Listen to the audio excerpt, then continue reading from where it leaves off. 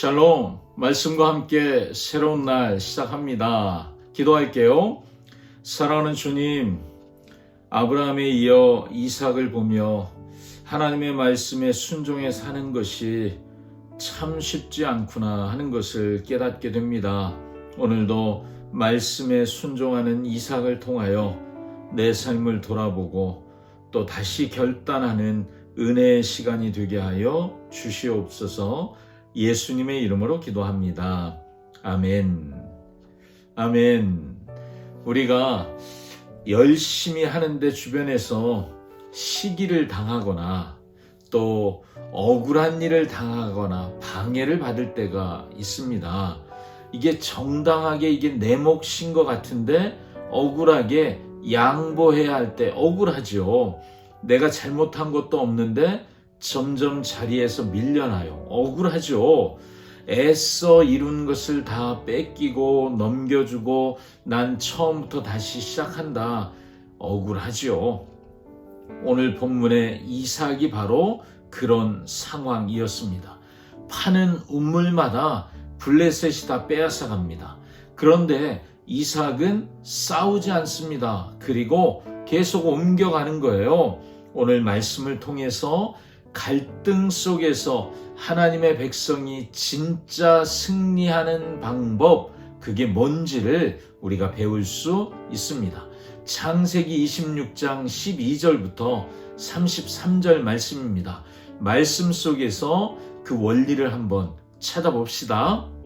이삭이 그 땅에서 농사하여 그 해에 100배나 얻었고 여호와께서 복을 주심으로 그 사람이 창대하고 왕성하여 마침내 거부가 되어 양과 소가 떼를 이루고 종이 심이 많으므로 블레셋 사람이 그를 시기하여 그 아버지 아브라함 때에 그 아버지의 종들이 판 모든 우물을 막고 흙으로 메웠더라. 아비멜렉이 이삭에게 이르되 내가 우리보다 크게 강성한즉 우리를 떠나라. 이삭이 그곳을 떠나 그랄 골짜기에 장막을 치고 거기 거류하며 그 아버지 아브라함 때에 팠던 우물들을 다시 팠으니 이는 아브라함이 죽은 후에 블레셋 사람이 그 우물들을 메웠음이라. 이삭이 그 우물들의 이름을 그의 아버지가 부르던 이름으로 불렀더라. 이삭의 종들이 골짜기를 파서 샘 근원을 얻었더니 그랄 목자들이 이삭의 목자와 다투어 이르되 이 물은 우리의 것이라. 이삭이 그 다툼으로 말미암아 그 우물 이름을 에색이라 하였으며 또 다른 우물을 팠더니 그들이 또 다툼으로 그 이름을 신나라 하였으며 이삭이 거기서 옮겨 다른 우물을 팠더니 그들이 다투지 아니하였으므로 그 이름을 르호봇이라 하여 이르되 이제는 여호와께서 우리를 위하여 넓게 하셨으니 이 땅에서 우리가 번성하리로다. 이삭이 거기서부터 브엘세바로 올라갔더니 그 밤에 여호와께서 그에게 나타나 이르시되 나는 내 아버지 아브라함의 하나님이니 두려워하지 말라. 내 종 아브라함을 위하여 내가 너와 함께 있어 내게 복을 주어 내 자손이 번성하게 하리라. 이삭이 그곳에 제단을 쌓고 여호와의 이름을 부르며 거기 장막을 쳤더니 이삭의 종들이 거기서도 우물을 팠더라. 아비멜렉이 그 친구 아훗삿과 군대 장관 비골과 더불어 그랄에서부터 이삭에게로 온지라. 이삭이 그들에게 이르되 너희가 나를 미워하여 나에게 너희를 떠나게 하였거늘 어찌하여 내게 왔느냐? 여호와께서 너와 함께 계심을 우리가 분명히 보았으므로 우리의 사이 곧 우리와 너 사이에 맹세하여 너와 계약을 맺으리라 말하였노라. 너는 우리를 해하지 말라. 이는 우리가 너를 범하지 아니하고 선한 일만 내게 행하여 내가 평안히 가게 하였음이니라. 이제 너는 여호와께 복을 받은 자니라. 이삭이 그들을 위하여 잔치를 베풀매 그들이 먹고 마시고 아침에 일찍이 일어나 서로 맹세한 후에 이삭이 그들을 보내매 그들이 평안히 갔더라. 그날에 이삭의 종들이 자기들이 판 우물에 대하여 이삭에게 와서 알리어 이르되 우리가 물을 얻었나이다. 그가 그 이름을 세바라 한지라. 그러므로 그 성읍 이름이 오늘까지 브엘세바더라. 아멘. 자, 하나님이 그 땅에 머물러라 그 말씀에 순종했잖아요. 애굽 가고 싶었는데 내가 볼 땐 저기 가야 살 것 같은데 하나님이 여기 있으라고 했잖아요. 그래서 12, 13절에 어떤 결과가 나왔느냐? 이삭이 농사를 짓습니다. 본래 농사 짓던 사람 아니잖아요. 농사를 짓습니다. 그런데 100배의 수확을 거두고 거부가 되었습니다. 12, 13절 말씀이죠. 복이 클수록 시기가 커지는 법이잖아요. 복은 때로 시기를 부릅니다. 하나님이 주신 복인데 사람들은 그걸 보고 질투하죠. 블레셋 사람들이 아브라함 때에 판 우물을 다 메워버리기 시작했습니다. 15절 이야기예요. 여러분, 고대 근동 사회에서 우물을 메운다. 이것은 그냥 단순하게 괴롭히는 것 정도가 아니라 생존권을 빼앗는 선전포고예요. 전쟁하자, 이런 얘기예요. 아비멜렉 왕마저 네가 우리보다 강성하니 우리를 떠나라, 추방하는 거죠. 쫓아내는 거예요. 복을 받았더니 쫓겨났습니다. 자, 이삭이 어떻게 할까요? 우리 같으면 너무 억울한데 놀랍게도 이삭은 싸우지 않습니다. 떠나서 다시 우물을 팝니다.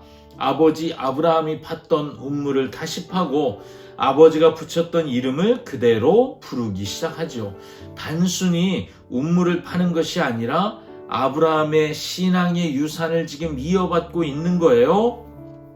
새로 판 우물도 또 뺏깁니다. 20절 에색, 다툼, 우물의 이름을 이렇게 붙이죠. 21절 신나, 대적하다. 한 번, 두 번 빼앗겨도 이삭은 보복하지 않고 묵묵히 또 옮겨가 다시 우물을 팝니다.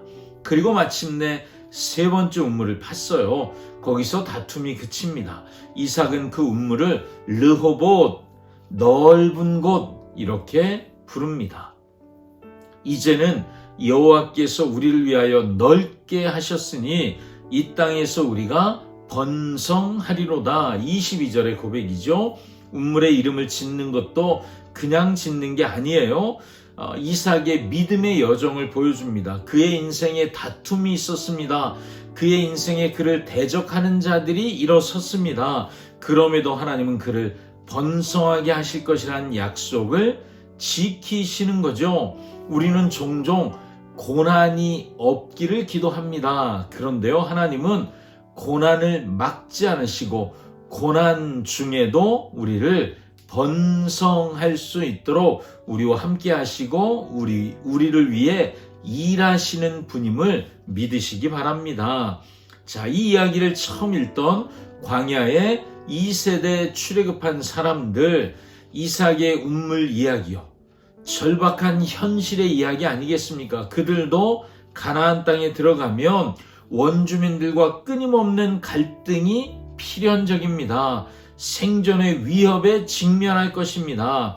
그들은 지금 약속의 땅을 얻는 방법을 이삭의 이야기를 통해 배우고 있습니다. 어떻게요? 싸워서 이기는 것이 아니라 하나님이 넓혀 주실 때까지 신실하게 우물을 파는 것, 이것이 약속의 땅을 소유하는 방법이라는 것이죠. 자, 이삭의 우물 이야기가 예수님을 생각나게 합니다. 이삭은 자기 것을 뺏겨도 보복하지 않고 양보했습니다. 예수님도 마찬가지시죠. 다 예수님의 것이었잖아요.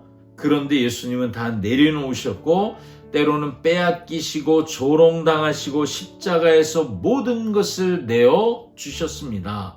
그리고 모든 것을 주심으로 가장 넓은 것을 얻으셨죠. 이삭이 르호봇, 넓은 것을 얻은 것처럼 말이죠. 또 이삭이 브엘세바에 올라가자 하나님이 나타나서 24절에 두려워하지 말라, 내가 너와 함께 있어 내게 복을 주리라. 이삭은 그곳에 제단을 쌓고 여호와의 이름을 부르며 또 우물을 파기 시작합니다. 가장 놀라운 반전이 일어나죠. 이삭을 쫓아냈던 아비멜렉이 스스로 찾아와서 여호와께서 너와 함께 계심을 우리가 분명히 보았다라고 28절에 고백하며 화평을 구합니다. 우리 친하게 지내자, 싸우지 말자. 여러분, 이것이 구원의 원리입니다. 우리가 빼앗기고 물러나더라도 하나님과 함께 있는 사람의 삶은 결국 원수조차 인정할 수밖에 없는 빛이 드러나는 삶을 살게 된다는 것이죠. 세상은 예수님을 십자가 위에서 완전히 제거했다고 생각했지만 부활하신 예수 그리스도의 영광 앞에 모든 무릎을 꿇게 되잖아요. 여러분, 인정받는 이름 예수님을 따를 때 우리의 이름이 그럴 것입니다. 우리 삶에도 막히고 빼앗기는 운물들이 있습니다. 열심히 쌓아 올린 커리어가 무너질 수 있습니다. 우리가 함께 살았던 삶의 관계, 공동체, 사역이 누군가의 시기로 억울한 상황에 무너져 내릴 때가 있습니다. 자, 여러분, 이삭이 어떻게 했어요? 묵묵히 다시 운물을 팠습니다. 여러분, 이것은 나약함이 아니라 하나님이 결국 넓혀주실 것이다 라고 하는 믿음의 선택이죠. 우리가 양보하고 물러설 때 하나님은 더 넓은 곳을 예비하실 줄 믿습니다. 우리의 태도도 점검해 볼 수 있길 바랍니다. 빼앗긴 것에 집착하며 분노하는 데 나의 에너지를 쓰고 있습니까? 아니면 이삭처럼 묵묵히 하나님만 신뢰하며 운물을 다시 파고 있습니까? 오늘 하루 나의 막힌 운물 앞에서 절망하지 마시고 보복의 삽이 아니라 말씀 앞에 순종하는 순종의 삽을 들고 하나님이 넓혀주실 르호봇을 기대하며 묵묵히 말씀에 순종하는 순종의 운물을 파게 되시기를 축복합니다. 기도하겠습니다. 사랑하는 주님, 생명의 운물을 여시는 주님을 오늘 우리가 말씀 가운데 만납니다. 막히고 빼앗기고 쫓겨나도 다시 운물을 팠던 이삭의 그 믿음, 하나님, 어디든 가면 여호와의 이름을 부르며 주님을 신뢰하며 믿음으로 운물을 팠던 이삭처럼 우리도 그렇게 주님을 신뢰하며 보복하지 않고 섬기는 자로 살도록 우리를 인도해 주시옵소서. 세상이 우리를 보며 하나님이 너와 함께 계심을 보았다 말하게 되기를 원합니다. 우리 삶에 하나님의 임재가 더 선명해지기를 원합니다. 예수님의 이름으로 기도합니다. 아멘. 아멘. 오늘도 말씀과 함께 행복한 날 되십시오. 샬롬.